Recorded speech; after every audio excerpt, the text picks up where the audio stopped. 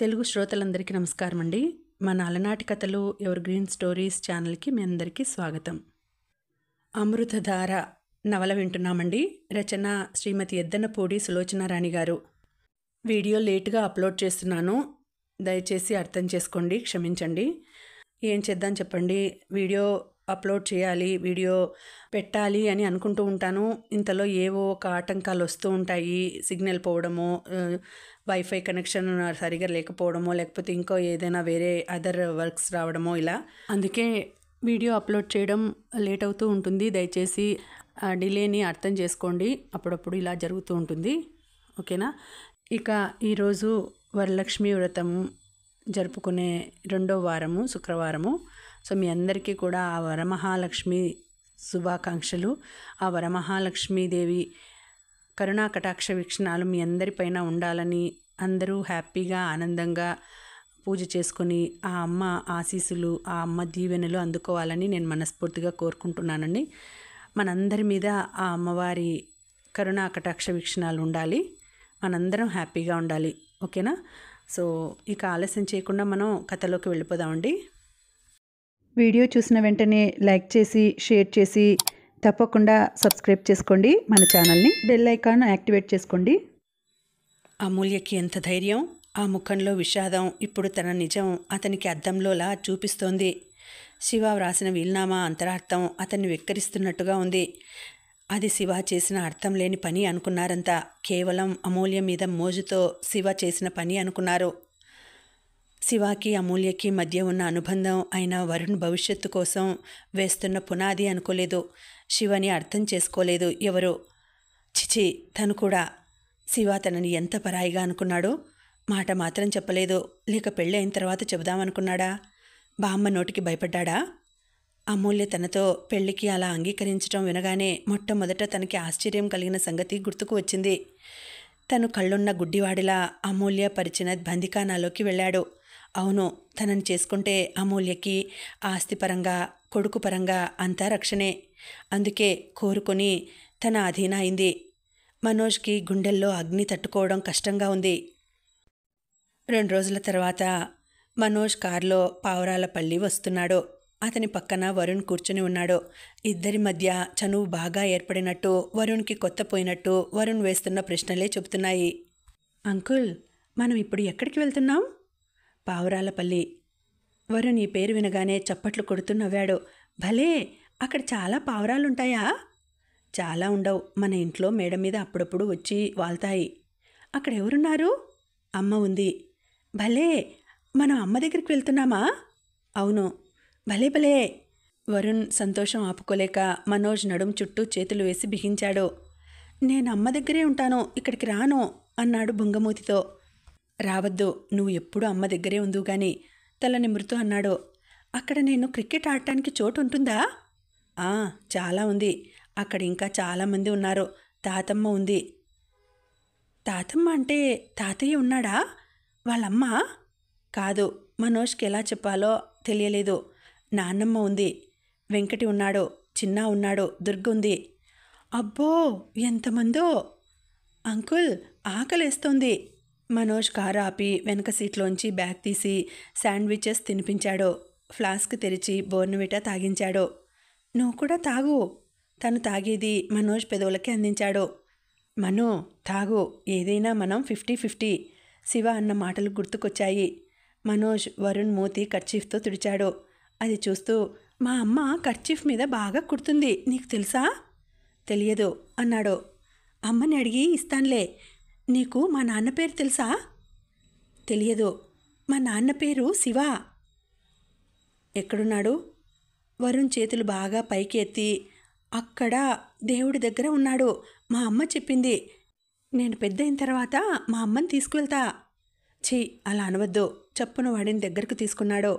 Car మళ్ళీ వస్తుంటే గాలికి ఎగురుతున్న పక్షి కనిపించింది. దానికి అన్నం ఎవరు పెడతారు అని అడిగాడు. దేవుడు. దానికి అంకుల్ ఉన్నాడా? ఉండే ఉంటాడు.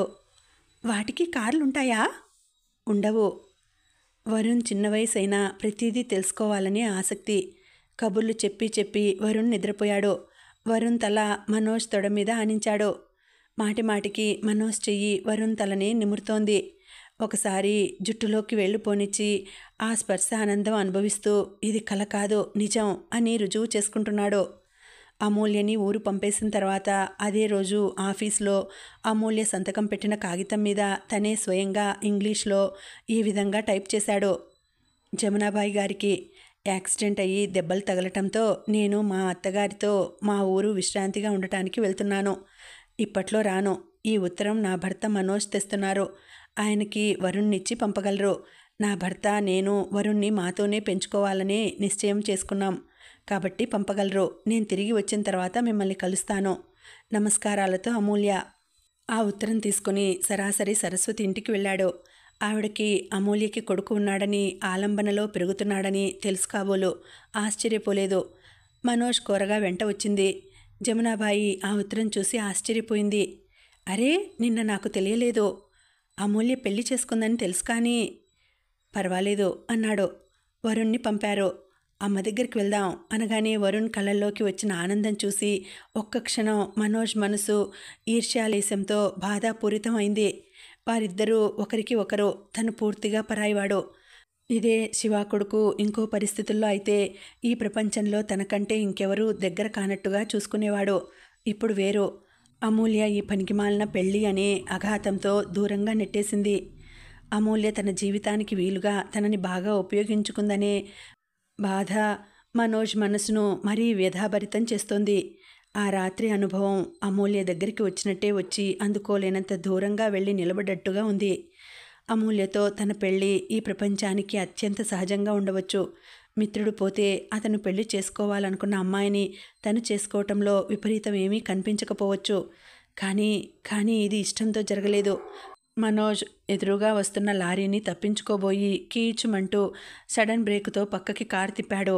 అతని గుండెలు కొట్టుకోవటం తగ్గటానికి 2 నిమిషాలు పట్టింది. అతని ఒడిలో పువ్వులా నిద్రపోతున్నాడు వరుణ్. సాయంత్రం అవుతోంది. పక్షులు గూళ్ళకి చేరుకుంటున్నాయి. బోయి బోయి మన్న కారు హారన్ విని చిన్న పరిగెత్తుకొచ్చాడు. మేడ మీద అమూల్యకి కాఫీ ఇచ్చి వస్తున్న దుర్గా తొంగి చూసింది. వెంటనే అరే, అబ్బాయి గారు వచ్చేశారు అంటూ మెట్లు దిగి పరిగెత్తింది. కారు హారన్ గేటు చప్పుడు వినగానే ఆవుకి మేత వేస్తున్న వెంకటి కూడా వచ్చాడు. భగవద్గీత చదువుకుందామని తీయబోతున్న రుక్మిణమ్మ గారు సంబరంగా హాల్లోకి గబగబా వచ్చింది. కారు ఆగింది. వరుణ్ నిద్రమత్తుగా ఉన్న కళ్ళు తెరిచాడు. మన ఇల్లు వచ్చేసింది దా అంటూ కారులో నుంచి వరుణ్ణి దింపి ఎత్తుకుంటుంటే చిన్న ఈ అబ్బాయి ఎవరా అన్నట్టు ఆశ్చర్యంగా చూశాడు. వెంకటి కళ్ళల్లోనూ అదే ప్రశ్న. అమ్మ ఏది అంటున్నాడు వరుణ్. లోపల ఉంది అంటున్నాడు మనోజ్ వరుణ్ణి ఎత్తుకుని వరండా మెట్లెక్కి లోపలికొచ్చాడు. దుర్గ కూడా బాబుని చూసి తెల్లబోయింది. మను వచ్చావా అంది రుక్మిణమ్మ గారు. అంతలోనే ఈ పిల్లాడెవరు అని ప్రశ్నార్థకంగా చూస్తోంది. అప్పటికే అమూల్య మెట్లు దిగి రాబోతూ మధ్యలోనే మనోజ్ చేతుల్లో ఉన్న వరుణ్ణి చూసి సర్పద్రష్టలా ఆగిపోయింది. కళ్ళు వెడల్పోయినాయి. నమ్మలేనట్టు చూస్తోంది.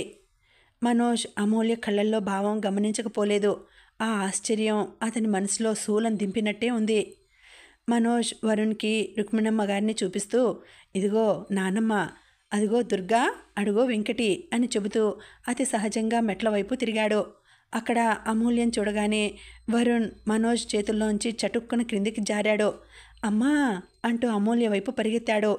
రుక్మిణమ్మ గారు దిమ్మెరిపోయినట్టు చూస్తోంది. ఎవర్రా ఈ అబ్బాయి అంది. అమూల్య పెంపుడు కొడుకు బామ్మ అన్నాడు. పెంపుడు కొడుకా? ఆవిడ చిత్రంగా చూసింది. అప్పటికే వరుణ్ అమూల్య దగ్గరికి వచ్చి కాళ్ళకి చుట్టేసుకుంటూ మరే అంకుల్ నేను కారులో వచ్చాం అన్నాడు. అమూల్య వాడిని ఎత్తుకుంది. గుండెలకి హత్తుకుంది. గిరుక్కున వెనక్కి తిరిగి పైకి తన గదిలోకి వెళ్ళిపోయింది. మనోజ్ ఉయ్యాలలో కూర్చుని కాళ్ళు చాచుకుంటూ అబ్బా బామ్మ, హైదరాబాద్ నుంచి కారులో ప్రయాణం. కాఫీ ఇస్తావా ఇవ్వవా? ఏమిటి అలా చూస్తావు? అనుకోకుండా వచ్చాను. సంతోషంగా లేదా అన్నాడు. ఎందుకు లేదురా, ఏమిటో పెద్దదాన్ని అయిపోయాను కదా, ఏది చప్పున చెప్పలేకపోతున్నాను అంది. తర్వాత ఆవిడ ఆ కుర్రాడి గురించి అడగలేదు. మనోజ్ భోజనం చేశాడు. ఊర్లో ప్రెసిడెంట్ గారి దగ్గరకు వెళ్ళి కాలేజీ గురించిన వివరాలు మాట్లాడి వచ్చాడు. అతను పైకి వెళ్ళలేదు. క్రిందనే గదిలో పడుకున్నాడు. బామ్మ నిద్రపోయింది. అందరూ పడుకున్నట్టున్నారు. అలికిడి లేదు. అతను పడుకోవటానికి లైట్ తీయబోతుంటే పాదాల శబ్దం అయింది. అతను తిరిగి చూడలేదు. ఆ అడుగుల చప్పుడు అతనికి బాగానే తెలుసు. అమూల్య క్షణంసేపు అలాగే నిలబడింది. మీకు మీకు వరుణ్ సంగతి ఎలా తెలిసింది? అమూల్య కంఠంలో జీవం లేదు. చాలాసేపటి నుంచి ఏడ్చినట్టుగా బొంగురుగా ఉంది. మనోజ్ మాట్లాడలేదు. ఇక్కడికి ఎందుకు తీసుకొచ్చారు? ఆ మాటలో అర్థింపే తప్ప అధికారం లేదు. వాడు ఉండాల్సిన చోటుకే వచ్చాడు. నీ పుణ్యమా అని చాలా ఆలస్యంగా. కానీ బామ్మ. ఓహో, ఆవిడ కోసం ఇన్నాళ్ళు దాచావన్నమాట. అదా నీ భయం? పాపం. అవునులే, ఆవిడ్నే కదూ మొదట ఆకట్టుకుంది. ఈ ప్రపంచంలో ఉన్న వ్యంగ్యం అంతా అతని గొంతులోనే వచ్చిందా అన్నట్టుంది. నేను ఎవరినీ బాధ పెట్టకూడదనుకున్నాను. అమూల్య ఏదో చెప్పబోతుంటే అతను చెయ్యి ఎత్తి వారించాడు. నాకు నిద్రొస్తోంది. అతని కంఠం ఆ ప్రసంగానికి ఫుల్ స్టాప్ పెట్టినట్టుగా ఉంది. అతను లైట్ తీశాడు. అమూల్య మళ్ళీ వేసింది. ఆ ప్రయత్నంలో ఇద్దరూ ఒకరికొకరు అభిముఖంగా వచ్చారు. వరుణ్ణి ఇక్కడికి తీసుకువచ్చే ముందు నాతో ఒక్క మాట ఎందుకు చెప్పలేదు? నోర్మయ్, వరుణ్ గురించి నువ్వు అసలు నాకు చెప్పావా? నీకెంత ధైర్యం? శివ కొడుకుని అనాథాశ్రమంలో ఉంచుతావా? నేను బ్రతికి ఉండగా, అందులో నువ్వు నా ఇంట్లో ఉంటూ.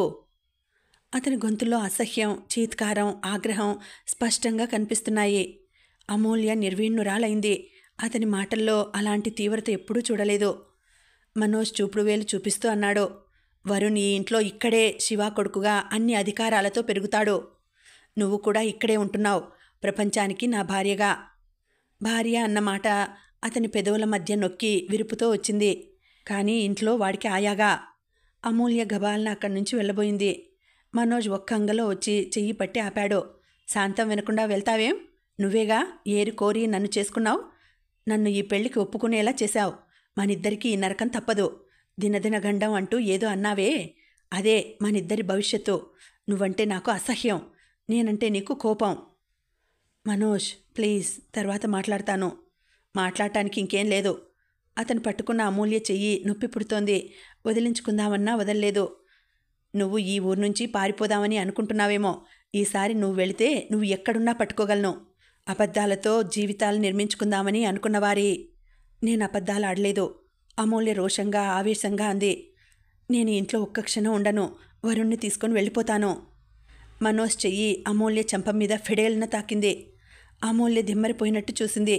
చూస్తుండగానే నిరుత్తర అయిన ఆ ముఖంలోకి కోపం, అసహ్యం, రోషం కెరటాల్లా ముందుకు వచ్చేసినాయి.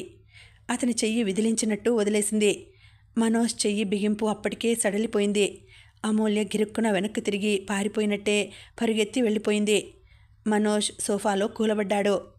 అతని మనసు నరకంలో వేగుతున్నట్టుగా ఉంది. ఏం పాపం చేశాడని తనకి ఈ శిక్ష?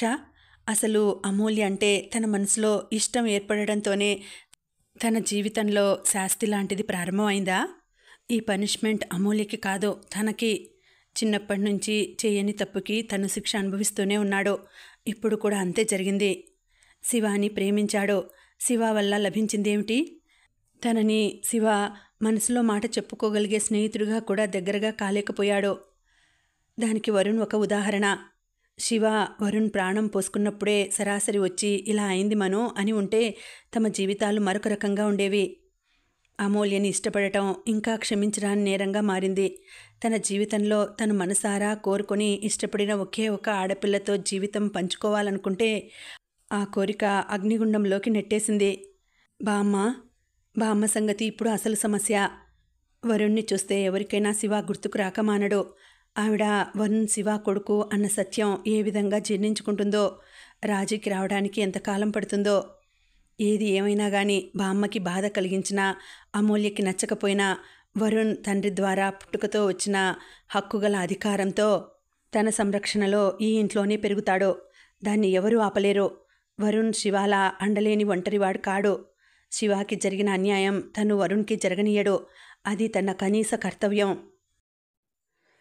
ఆలంబనలో తోటి కుర్రాళ్లతో పెరగటం వల్లనేమో వరుణ్ కొత్త అనేది లేకుండా ఇంట్లో అందరికీ త్వరలోనే మాలిమైపోయాడు.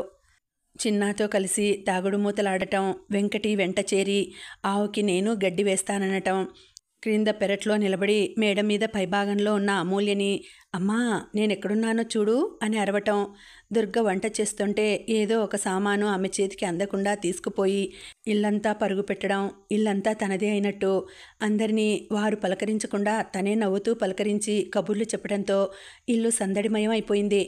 రుక్మిణమ్మ గారు ఆ రోజు సాయంత్రం మనోజ్ అమూల్య పెంపుడు కొడుకు అని తీసుకువచ్చినప్పుడు వరుణ్ణి సరిగ్గా చూడలేదు. కానీ రాను రాను వరుణ్ణి చూస్తున్న కొద్దీ ఆమె మనసులో ఆవేదన, కలకలం బయలుదేరింది. మను, ఈ కుర్రాడు అచ్చు మన శివాలా లేడు అంది. మనిషిని పోలిన మనుషులు ఎంతోమంది ఉంటారు బామ్మ అని సమాధానపరిచాడు. అమూల్య ఇంత చిన్న వయసులో ఇంకో కుర్రాడిని పెంచుకోవాల్సిన అవసరం ఏమొచ్చిందట? నువ్వే అడుగు బామ్మ. ఒక్క రుక్మిణమ్మ గారియే కాదు, వెంకటికి, దుర్గకి కూడా శివాని చూస్తున్నట్టే ఉంది అన్నారు. కరుణాకరం గారైతే వరుణ్ణి చూసి నోట మాట రానట్టే అయిపోయాడు. ఆ రోజు ఉదయం రుక్మిణమ్మ గారు పూజ ముగించుకొని దేవుడికి హారతి ఇచ్చి లేచి వెనక్కు తిరిగేసరికి ఆవిడ వెనక ఎప్పుడు వచ్చాడో వరుణ్ వచ్చి శ్రద్ధగా కళ్ళు మూసుకొని 2 చేతులు దండం పెట్టి నమస్కరిస్తూ కనిపించాడు. ముద్దుల మురిపాలు మూటగట్టిస్తున్న వాడి ముఖం చూసేసరికి ఆవిడకి సంతోషం వేసింది, నవ్వు వచ్చింది.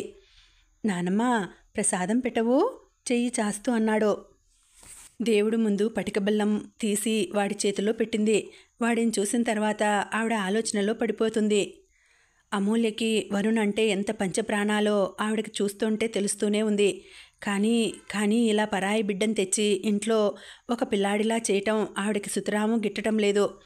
అయినా అమూల్య పెళ్లికి ముందు కానీ పెళ్ళైన వెంటనే కానీ వరుణ్ సంగతి తనకి చెప్పకుండా దాచటం కూడా ఆవిడకి చాలా కినుకుగా ఉంది. అమూల్య వరుణ్ణి ఎత్తుకొని గుండెలకి హత్తుకుంటుంటే ఆవిడికి మనసులో చిటపటమంటోంది. అమూల్య మనోజ్ల సంతానానికి రావాల్సిన ఆధిక్యత ఈ దిక్కుమాలిన పిల్లాడు వచ్చి ఇంట్లో రాచభోగ్యాలు అనుభవిస్తూ ఉండటం ఆవిడకి సుతరాము మనశ్శాంతిగా ఉండటం లేదు. మను, ఆ పిల్లాడిని మన ఇంట్లో ఉంచుకోవటం దేనికి? ఎక్కడైనా ఉంచవచ్చుగా. ఊరుకో బామ్మ, అమూల్య వింటే బాధపడుతుంది. ఈ పిల్లాడి గురించి నీకు ముందే చెప్పిందా? అయితే నువ్వే నన్ను దగా చేశావన్నమాట. నాకెందుకు చెప్పలేదు? నువ్వు ఈ పెళ్లికి ఒప్పుకోవేమోనని భయం వేసింది బామ్మ. అయినా లోకం ఏమనుకుంటుంది? రకరకాల పుకార్లు బయలుదేరుతాయేమోనని భయంగా ఉంది. కొన్ని విషయాల్లో భయపడి మనం ఏం చేయలేం బామ్మ. ఆవిడ తల తిప్పింది. మను సమాధానాలు ఆవిడకి నచ్చలేదు. వీడికి ఇష్టమే, అందుకే అలా ఊరుకున్నాడు. మను కూడా వరుణ్ణి సమర్థించడంతో ఆవిడ ఏం చేయలేకపోతోంది. ఇది వరకు ఏదైనా సమస్య వస్తే మనోజ్ దగ్గర కూర్చొని తన బాధ చెప్పుకొని ఉపశమనం పొందేది. వరుణ్ విషయంలో ఆవిడ ఒంటరిదైపోయినట్లుంది. పైనుంచి శివ పోలికలు. శివ నవ్వు. ఇంటికి వచ్చిన వాళ్ళు శివ కొడుకా అంటున్నారు. ఇదెక్కడి తగలాటకం? ఆవిడ అమూల్యని 4 రోజుల పాటు తన దగ్గర అట్టి పెట్టుకోవాలని ఎంతో ఆత్మీయతతో తీసుకువచ్చింది. ఈ వరుణ్ ఒకడు పానకంలో పుడకలా తయారై ఆవిడ మనశ్శాంతి హరిస్తున్నాడు. పైపైకి తనతో అమూల్య పక్షం వహించి మాట్లాడుతున్నాడే గాని వీడి మూలంగా మను, అమూల్య మధ్యన కూడా అభిప్రాయ భేదం వచ్చినట్టే ఉంది. ఇద్దరూ సీరియస్గా ఉండడం ఆవిడ నిశిత దృష్టికి అందకపోలేదు. మనోజ్ అమూల్యకి తనకి అభిప్రాయ భేదం వచ్చినట్టు తెలియకుండా ఉండడానికి అన్ని జాగ్రత్తలు తీసుకుంటున్నాడు. వరుణ్ణి తీసుకొచ్చిన మొదటి రోజు అతను క్రింద గదిలోనే ఉండిపోయినా మరుసటి రోజు మేడ మీదకి వెళ్ళి తన గదిలోనే పడుకున్నాడు. పడుకునే ముందు అమూల్య ఒడిలో కూర్చొని ఉన్న వరుణ్ణి, వరుణ్ రా, నీకు మంచి కథ చెప్తాను అన్నాడు. వరుణ్ పరిగెత్తుకు వచ్చాడు. మనోజ్ కథ చెప్తుంటే వరుణ్ కిలకిలా నవ్వుతూ మనోజ్ ఛాతీ మీద పడుకొని 2 చేతులు గుప్పిటగా బుగ్గలకి ఆనించుకొని కళ్ళు పెద్దవి చేస్తూ వినసాగాడు. వింటూనే అతని ఛాతీ మీద నిద్రపోయాడు. కొంచెం సేపు అయింది.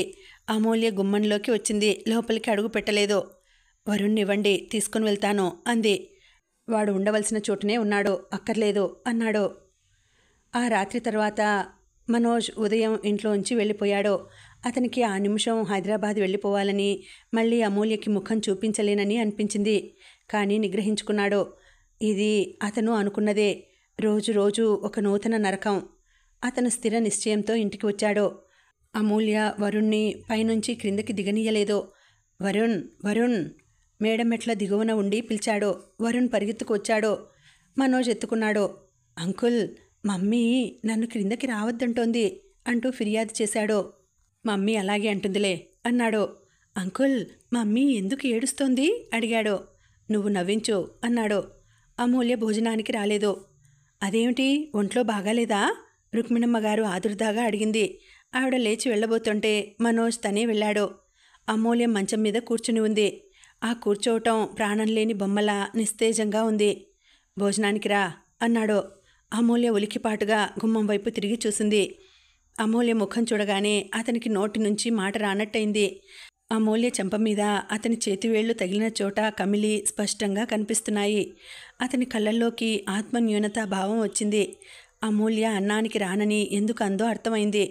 అమూల్యని అనునయించాలని, జరిగిన సర్వం మర్చిపోయి ఆమెని దగ్గరకు తీసుకోవాలని ముందుకు వేగంగా పరుగు తీస్తున్న మనసుని నిగ్రహించుకున్నాడు.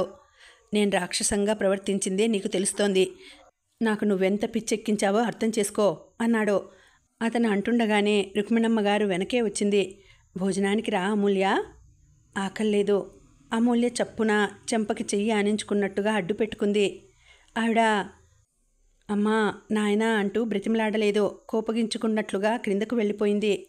మనోజ్ క్రిందకి వచ్చేసే ముందు అన్నాడు, నువ్వు ఇష్టం ఉన్నా లేకపోయినా ఈ ఇంట్లో ఉండక తప్పదు. కనీసం కొన్నాళ్ళైనా. వరుణ్ మా అందరి దగ్గర నీ బెంగ లేకుండా అలవాటయ్యేంతవరకైనా అని వెళ్ళిపోయాడు. ఆ తర్వాత అమూల్య మామూలుగానే ఉంది. బామ్మ ఎదురుగా, నౌకర్లు ఎదురుగా ఇద్దరూ మామూలు భార్యాభర్తల్లాగానే ఉన్నారు. కానీ రాను రాను రుక్మిణమ్మగారు వరుణ్ణి ఆ ఇంట్లో సహించడం ఇక తన వల్ల కాదు అనే ధోరణి బయటపడిపోసాగింది. ఒకసారి ఆవిడ ఉయ్యాల్లో కూర్చొని ఒక్కలు కత్తిరించుకుంటోంది. వరుణ్ హఠాత్తుగా వచ్చి ఆ డబ్బా ఎత్తుకు పారిపోయాడు. ఏయ్ ఇక్కడివ్వు కసురుతో అరిచింది. దూరంగా నిలబడి వరుణ్ డబ్బా నెత్తిమీద పెట్టుకుని డాన్స్ చేస్తూ, నానమ్మా నన్నందుకో పరిగెత్తు అన్నాడు. అల్లరి విధవా చంపేస్తా. ఆవిడ లేచింది. వరుణ్ వరండాలోకి పరిగెత్తాడు. ఆవిడ పరిగెత్తలేక ఆయాసపడుతోంది. ఇంతలో వెంకటి అటు వచ్చాడు. ఒరే వెంకటి, ఆ విధవని పట్టుకో అంది. వెంకటి పరిగెత్తి చివరికి పట్టుకున్నాడు. వరుణ్ కిలకిల నవ్వులతో ఆ ఇల్లు మోగిపోయింది. ఇలా తీసుకురా వాణ్ణి అంది. వెంకటి ఎత్తుకొని తీసుకువచ్చాడు. అప్పటికే ఆవిడ కేకలు, వరుణ్ నవ్వు విని అమూల్య పరిగెత్తుకు వచ్చింది. బామ్మగారికి డబ్బా ఇచ్చేయమ్మా అన్నాడు వెంకటి. ఈ లోపల ఆవిడే గుంజుకున్నట్లుగా తీసుకుంది. ఆ తర్వాత ఈడ్చి చెంప మీద ఒక్కటేసింది. బిత్తరపోయిన వరుణ్ ఏడుపు లంకించుకున్నాడు. వెంకటి కూడా తెల్లబోయాడు. అమూల్యను చూసి వరుణ్ వెంకటి చేతుల్లోంచి జారి పరిగెత్తాడు. ఎన్నిసార్లు చెప్పాను క్రిందకి రావద్దని? అమూల్య కూడా వీపు మీద ఒక్కటి గట్టిగా వేసింది. వరుణ్ ఏడుపు ఇంకా ఎక్కువైంది. గబాలన వచ్చి వెంకటి ఎత్తుకున్నాడు. ఇంతలో మనోజ్ బయట నుంచి వచ్చాడు. వరుణ్ ఏడుస్తూ కనిపించాడు. అమూల్య చప్పున రా అంటూ చేతులు చాచింది. నేను రాను పో చెయ్యి రోషంగా తోసేశాడు. మనోజ్ వస్తూనే ఏడుస్తున్న వరుణ్ణి దగ్గరికి తీసుకున్నాడు. ఎందుకమ్మా ఏమైంది? వెంకటి ఎందుకు ఏడుస్తున్నాడు అన్నాడు. ఎందుకా నేనే 2 వాయించాను అంది రుక్మిణమ్మగారు. అమ్మ కూడా నన్ను కొట్టింది అంకుల్ ఏడుస్తూ చెప్పాడు. నిజమేనా? ఏమైంది వెంకటి అసలు అడిగాడు. వెంకటి క్లుప్తంగా చెప్పాడు. మనోజ్ ఆగ్రహంగా శాసిస్తున్నట్లుగా అన్నాడు. ఈ ఇంట్లో ఎవరైనా వాడి ఒంటి మీద చెయ్యి వేశారా నేను ఊరుకోను, ఎవరైనా సరే. అమూల్య తల దించుకుంది. రుక్మిణమ్మగారు మాత్రం ఆవిడ అరికాలి మంట నెత్తికెక్కినట్లుగా ఆవేశంతో, వాడు పిచ్చి పిచ్చి అల్లరి చేస్తుంటే ఊరుకోవటం నా వల్ల మాత్రం కాదురా. నేను ముందే చెప్తున్నాను. ఎక్కడి నుంచో ముష్టి వెధవని తీసుకువచ్చి ఇంట్లో ఇంత అధికారమా? పైనుంచి ఆ దరిద్రపు వెధవకి నేను భయపడాలా? బామ్మా! మనోజ్ అరుపుకి ఇల్లు దద్దరిల్లింది. వరుణ్ణి ఎత్తుకొని దగ్గరకొచ్చాడు. వేలు పెట్టి చూపిస్తూ, వరుణ్ ముష్టివాడైతే నేను అదే అవుతాను, నువ్వు అదే అవుతావు. వరుణ్ ఎవరో కాదు, అమూల్య కొడుకు, శివ కొడుకు. అమూల్యకి శివాకి పుట్టిన కొడుకు. ఈ ఇంట్లో నీకు నాకు ఎంత అధికారం ఉందో వాడికి అంత ఉంది. ఈ ఆస్తిలో సగభాగానికి వాడు వారసుడు. వాడిని పంపమంటే ఈ ఇంటిని 2 ముక్కలు చేయాలి. ఆవిడ నిలువున నీరు కారిపోయినట్టే చూసింది. క్షణం క్రితం ఆవిడ ముఖంలో కనిపించిన అహాన్ని మనోజ్ మాటలు నిలువునా చీల్చేసినట్టుగా అయినాయి. ఏమిట్రా, ఏమిటి నువ్వనేది అంది. అవును బామ్మ, నీకు చెప్పకుండా దాచే స్థితి లేదు. వీడు శివ కొడుకు, అమూల్య వీడికి తల్లి. నీకు ఇష్టం ఉన్నా లేకపోయినా వీడు ఈ ఇంట్లో పెరిగి తీరుతాడు. ఆవిడ కొరడా దెబ్బలు తిన్న మనిషిలా అయింది. ఒకసారి మనోజ్ మెడ చుట్టూ చెయ్యి వేసి అతని చేతుల్లో ఉన్న వరుణ్ణి ఆ శాంతం శ్రద్ధగా చూసింది. తర్వాత తల తిప్పి అమూల్య వైపు చూసింది. ఆవిడ కళ్ళల్లో మూర్తీభవించిన అసహ్యం. ఆ నిమిషంలో ఆవిడ చూపులకే శక్తి కనుక ఉంటే అమూల్య భగ్గున మాడిపోయి గుప్పెడు బూడిదిగా మారి ఉండేది. ఆవిడ మనోజ్ వైపు తిరిగింది. మనో, ఒక్క మాట చెప్పు, వీడి సంగతి నీకు ముందే తెలుసా? మనోజ్ జవాబు చెప్పలేదు. ఆవిడ హఠాత్తుగా మనోజ్ చొక్కా పట్టుకుంది. ఎంత ధైర్యంరా నీకు? అమూల్య ఎవరో తెలిసి కూడా నా చేతులతోనే నేను అంత వైభవంగా పెళ్లి చేస్తుంటే చూస్తూ ఊరుకుంటావా? నన్ను దేవుడు కాదురా నువ్వు మోసం చేసింది. ఆవిడకి పెద్ద పెట్టున ఏడుపు వచ్చేసింది. గబాలన మనోజ్ని వదిలేసి గదిలోకి వెళ్ళిపోయి తలుపులు దడాలున మూసుకుంది. నువ్వు కాదు బామ్మ, మోసపోయింది నేను. అతనికి లోపల దుఃఖపు అగ్ని దహిస్తోంది. అమూల్య ఆవిడ వెంట వెళ్ళబోతుంటే, ఆగు అన్నాడు మనోజ్. అమూల్య ఆగిపోయింది. చేసింది చాలు, ఇక ఆవిడని మాట్లాడించకో అన్నాడు. ఇంతలో కరుణాకరం గారు అమ్మగారు అంటూ వచ్చాడు. ఆయన వెంట ఊరి పెద్దలు ఇద్దరున్నారు. అమూల్య దుఃఖాన్ని ఆవేశాన్ని గుటకమింగి పైకి వెళ్ళిపోయింది. రండి అన్నాడు మనోజ్. మనోజ్ మనసు చాలా ఆందోళనామయంగా ఉంది. కాలేజీ సంగతులు కరుణాకరం గారితో వచ్చిన వారితో మాట్లాడుతూనే ఉన్నాడు. కానీ అతని దృష్టి చెవులు రిక్కించినట్టు బామ్మ గది తలుపుల శబ్దం మీదనే ఉంది. అమ్మగారెక్కడా? మా అబ్బాయికి పెళ్లి సంబంధం కుదిరింది. అమ్మగారు ఆ సంబంధం మంచిది అంటూ మాకు పంపారు అన్నాడు గోవిందరావు. గదిలో ఉంది, పిలవండి అన్నాడు మనోజ్. కరుణాకరం గారు వెళ్ళి తలుపు తట్టాడు. అమ్మగారు, గోవిందరావు వచ్చాడండి. వాళ్ళబ్బాయి పెళ్లి నిశ్చయం అయిందట. ఈ శుభవార్త మొట్టమొదట మీకే చెప్పాలట. మనోజ్ ఒడిలో కూర్చుని ఉన్న వరుణ్కి తన గడియారం ఇచ్చి ఆడుతుంటే చూస్తున్నాడు. 5 నిమిషాలైంది. మనోజ్కి సస్పెన్స్ భరించలేక ఇంకో 5 నిమిషాలుంటే తల బ్రద్దలైపోతుందేమోననిపిస్తోంది. గది తలుపు తెరుచుకున్న ధ్వని. గోవిందరావు గారు వచ్చారండి. కూర్చోమనండి, వస్తున్నాను. మనోజ్ గట్టిగా గాలి పీల్చుకున్నాడు. అతనికి స్తంభించిపోయిన ఊపిరి ఇప్పుడు అందుతున్నట్టుగా అయింది. 2 నిమిషాల తర్వాత ఆవిడ వచ్చింది. అది బామ్మ స్థైర్యం. ఇంట్లో ఎంత కల్లోలం జరగని బయట వాళ్ల ముందు రవ్వంత కూడా తెలియనీయదు. ఆవిడ ఈ సంసారం గట్టెక్కించడానికి పునాది అదే. వచ్చిన వాళ్ళు వెళ్ళిపోయారు. ఆవిడ వెంటనే లోనికెళ్ళి తలుపులు మళ్ళీ మూసుకుంది. ఆ రోజంతా ఆవిడ పచ్చి మంచినీళ్లు ముట్టలేదు, ఎవరితో మాట్లాడలేదు. రాత్రి అయింది. మనోజ్ ఉయ్యాలలో కూర్చుని కరుణాకరం ఇచ్చిన కాగితాలు చూస్తున్నాడు. వరుణ్ ఉయ్యాల బల్లని కదుపుతూ మనోజ్ని ఊపివేస్తూ కిలకిలా నవ్వుతున్నాడు. మనోజ్ చెయ్యి చాచి వాడి తల మీద జుట్టు చెరిపి తను నవ్వాడు. ఉదయం అమూల్య కొట్టిందని తల్లి దగ్గరకు వెళ్ళలేదు. మమ్మీ జట్టు నేను కట్ అన్నాడు వేళ్లు చూపిస్తూ. ఛా, అలా అనకూడదు అనునయించాడు. మరి నన్ను ఎందుకు కొట్టాలి? నువ్వు అల్లరి చేశావు కాబట్టి. నానమ్మకి నేనంటే ఎందుకు కోపం? పాపం, ఆవిడకి తలనొప్పి వచ్చింది. అసలే తలనొప్పి కదా, నువ్వు అల్లరి చేస్తే ఇంకా కోపం వచ్చింది. వరుణ్ అలాగా అన్నట్టు అర్థమైందన్నట్టు చూశాడు. అల్లరి చెయ్యనులే అన్నాడు. ఇంతలో రుక్మిణమ్మ గారు అక్కడికి వచ్చింది. ఆవిడ తల దువ్వుకుంది, ఇస్త్రీ జరీ చీర కట్టుకుంది. దర్బారుకు వచ్చిన మహారాణిలా ఠీవీగా నడిచి వచ్చి మనోజ్ ఉయ్యాలకి ఎదురుగా ఉన్న సోఫాలో కూర్చుంది. దుర్గా, దుర్గా పిలిచింది. ఆ స్వరం అధికారపూర్వకంగా ఫర్మానా జారీ చేయబోయే మనిషిలా ఉంది. వస్తున్నా అమ్మా, దుర్గా లోపల నుంచి పలికింది. వరుణ్ ఆవిడకి ఎదురుగా వచ్చి నిలబడ్డాడు. నానమ్మా, నేనింక ఎప్పుడూ అల్లరి చెయ్యను నానమ్మా అంటూ 2 చెవులు పట్టుకుని గబగబా 2 గుంజీలు తీసి లేచి నిలబడి సారీ నానమ్మా అన్నాడు. ఆవిడ వాడి వైపు కూడా చూడలేదు. ఇంతలో దుర్గ వచ్చింది. అమూల్యని నేను రమ్మన్నానని పిలుచుకురా ఆజ్ఞాపించింది. ఆ స్వరం ముద్దాయిని హాజరుపరచండి అనే జడ్జిలా ఉంది. 10 నిమిషాల తర్వాత అమూల్య వచ్చింది. మనోజ్ తనకేం పట్టనట్టుగా కాగితాలు చూస్తున్నాడు. రుక్మిణమ్మ గారి గొంతు విని హడలిపోయిన వరుణ్ వచ్చి మనోజ్ కాళ్ళ మీద కాళ్ళు వేసి ఎక్కి ఉయ్యాలలో అతని పక్కన కూర్చొని అతని నడుము చుట్టూ చేతులు బిగించి చూస్తున్నాడు. అమూల్య వచ్చి నిలబడింది. ఆవిడ కూర్చోమనలేదు. వెంటనే నిర్మోహమాటమైన స్వరంతో అంది. అమూల్య, నువ్వు నీ కొడుకుని తీసుకుని తక్షణం మా ఇంట్లోంచి వెళ్ళిపో. మనోజ్ తలెత్తి ఏదో అనబోయాడు. ఆవిడ చెయ్యి విదిలించి, నువ్వు ఆగుమను, నీకిష్టం లేకపోయినా నీ మెడలు వంచి నా చేతులతో నేను ఈ పెళ్లి చేశాను. నేను మోసపోయాను. మోసంతో జరిగిన ఈ పెళ్లికి మనం కట్టుబడాల్సిన అవసరం లేదు. నేను చేసిన ఈ పెళ్లి నేనే విడగొట్టేస్తాను. కానీ బామ్మ, వరుణ్ మన శివ కొడుకు. మన అని నన్ను కలపకురా. వాడు బతికి ఉన్నప్పుడే కాదు, చచ్చిపోయిన తర్వాత కూడా నా మీద పగ తీర్చుకుంటున్నాడు. ఇది ఎన్ని జన్మల విరోధమో కానీ తెలియకుండా ఒక పొరపాటు జరిగిపోయింది.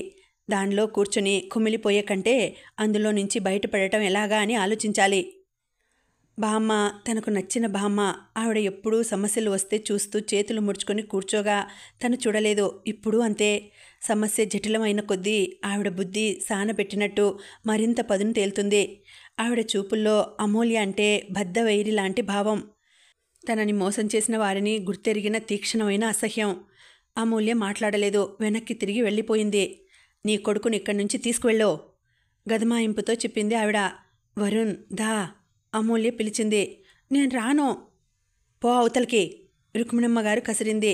నేను పోను, నువ్వే పో, మా అంకుల్ అంటూ వరుణ్ మనోజ్ మెడ చుట్టూ చేతులు బంధించి మెడ దగ్గర తలదాచుకున్నాడు. మనోజ్ ఆ క్షణంలో ఏమన్నా అక్కడ ఒక పెద్ద బడబాగ్ని బయలుదేరుతుంది. వరుణ్ చేయి మీద చేత్తో నిమిరాడు. నిద్రపోయే టైం అయింది. గుడ్ బాయ్, వెళ్ళమ్మా. ఊహూ, నేను వెళ్ళను, నువ్వు రా. మనోజ్ కాగితాలు పక్కన పెట్టి వరుణ్ని ఎత్తుకొని పైకి తీసుకువెళ్ళాడు. అమూల్య ఆవిడకి ఏదో చెప్పబోయింది. ఆవిడ చూపుల్లో ఒక పురుగును చూసినంత ఏవగింపు. చాలించు, నీ నమ్రత, ఆత్మీయత నిజం అనుకొని మురిసిపోయాను. నటన అని నాకు తెలియలేదు. పర్వాలేదు, ఇప్పటికైనా మా కళ్ళు తెరిపినబడ్డాయి. ఒకరికి కొడుకుని కని ఇంకొకరికి భార్య అయ్యావు, ఎంత ధైర్యం. ఆవిడ మనసులో మాట అనేసి వెళ్ళిపోయింది. అమూల్య అక్కడే నిలబడిపోయింది. చాలాసేపు అయిన తర్వాత మెట్లెక్కి పైకి వస్తుంటే మెట్లు దిగుతూ మనోజ్ ఎదురయ్యాడు. ఒకరికి ఒకరు దారి ఇస్తున్నట్టుగా పక్కకి తొలగి నిలబడ్డారు. నీవి వరుణ్వి బట్టలు సర్దుకొని రెడీగా ఉండు, ఉదయం 6 గంటల ట్రైన్కి వెళ్ళిపోదువు గాని అనేసి వెళ్ళిపోయాడు. అమూల్య పైకి వచ్చింది. గాజు కళ్ళతో శూన్యంలోకి చూస్తున్నట్లుగా కూర్చుంది. శివ, చూసావా నేనెంత సంతోషంగా ఉన్నానో చూస్తున్నావా? అమూల్య కళ్ళ నుంచి నీళ్లు జలజలా రాలినాయి. ఇంకా ఉందండి, కథ కొనసాగుతుంది. మళ్ళీ వచ్చే వీడియోలో తర్వాతి భాగం వినేద్దామండి. అంతవరకు సెలవు. నమస్తే.